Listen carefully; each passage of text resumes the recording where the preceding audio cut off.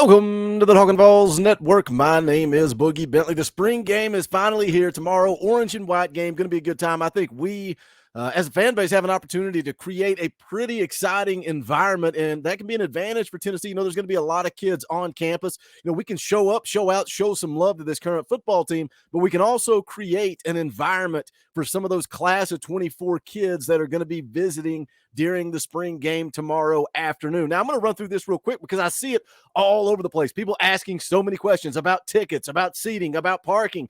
UTsports.com has a need to know 2023 orange and white game. Everything you need is there. Tickets are all digital. They encourage you to buy them in advance because they expect a pretty good crowd, and that's something I'm excited about too. Good weather. We didn't have the spring game last year. I think it's going to be pretty electric for a scrimmage.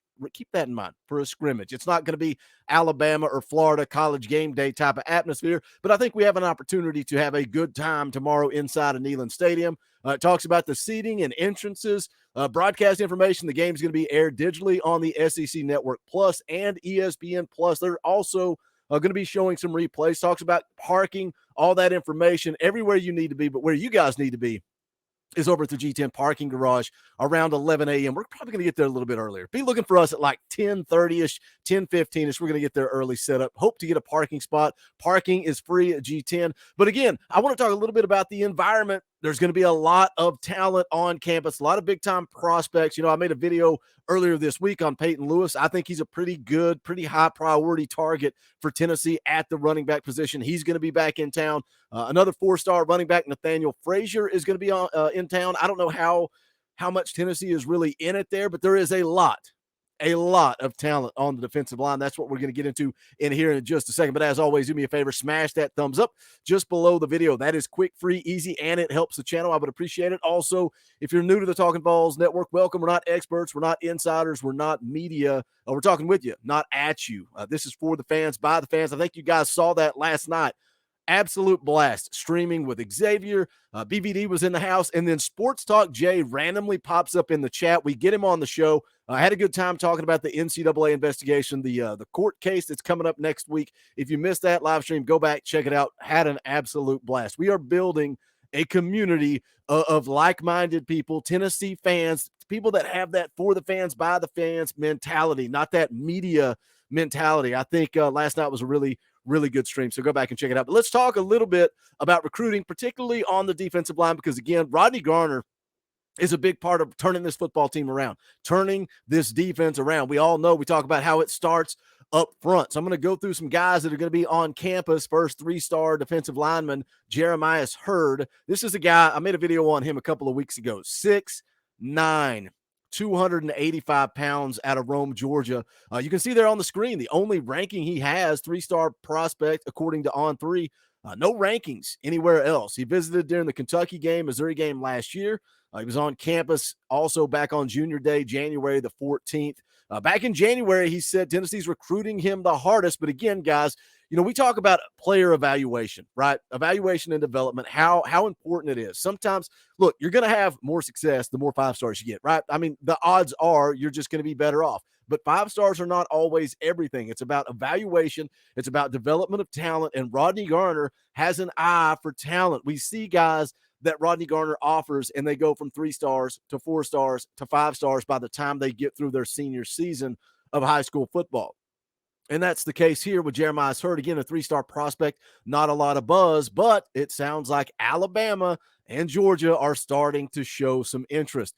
So that shows you Rodney Garner's evaluation pretty spot on, because here comes Georgia, here comes Alabama. They're calling. They are interested in Jeremiah Hurd. Another guy that's going to be on campus. Let me see if I can get my screen shared here, get it cooperating with me. Again, just a ton of talent on the defensive line.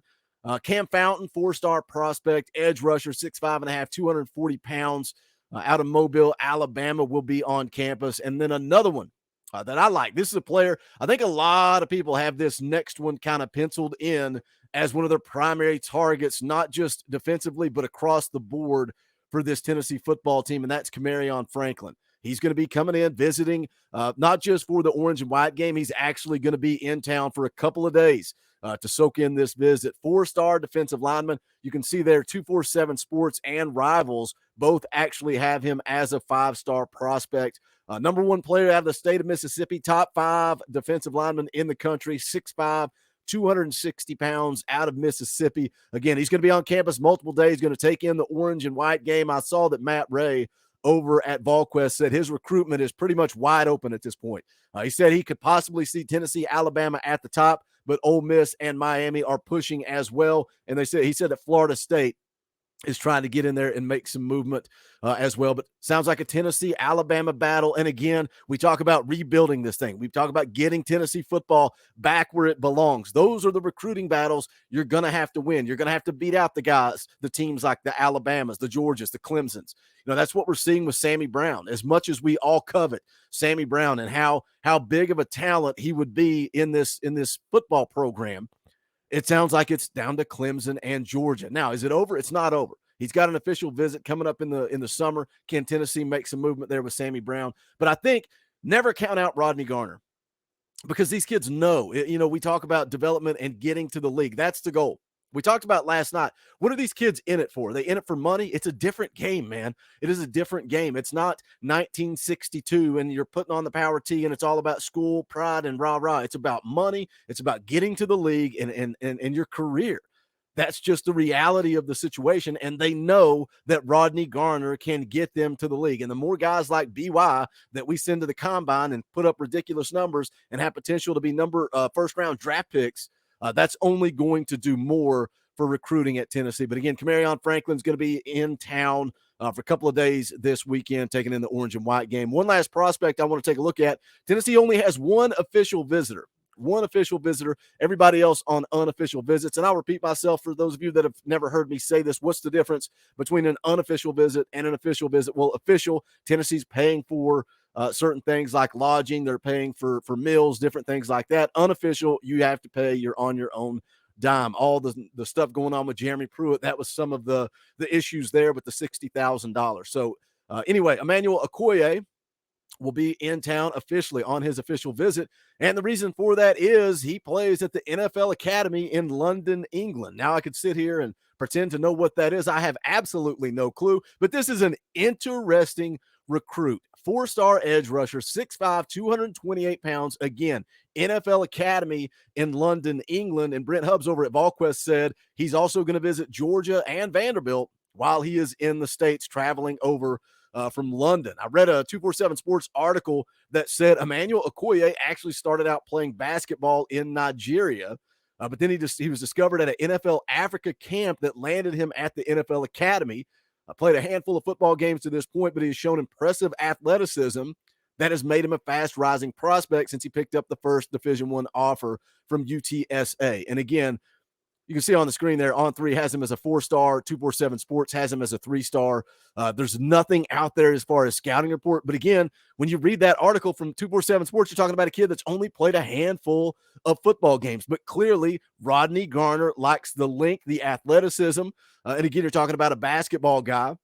From that same 247 Sports article, it says that his Twitter profile shows that he has a self-reported 86-inch wingspan and claims to have posted a 45.5-inch vertical. 6'5", 230-pound Okoye projects as possible edge rusher or tight end. He's got offers from 18 schools, including Georgia, Ole Miss, Southern Cal, Vanderbilt, Nebraska, and Colorado. Again, that came from an article at 247 Sports. Emmanuel Okoye going to be on campus officially. There's a couple of interesting ones in there where, you got the 6'9", 285-pound kid out of Rome, Georgia. That's a 3-star prospect. You've got Emmanuel Okoye, who's only played a handful of football games, but he has that length and that athleticism that Rodney Garner likes. Those are interesting names that I want to put out there, and you guys keep an eye on. And let's watch their progression throughout their senior seasons of high school football. Do we see them rise from a 3-star to a 4-star, or dare I say a 5-star?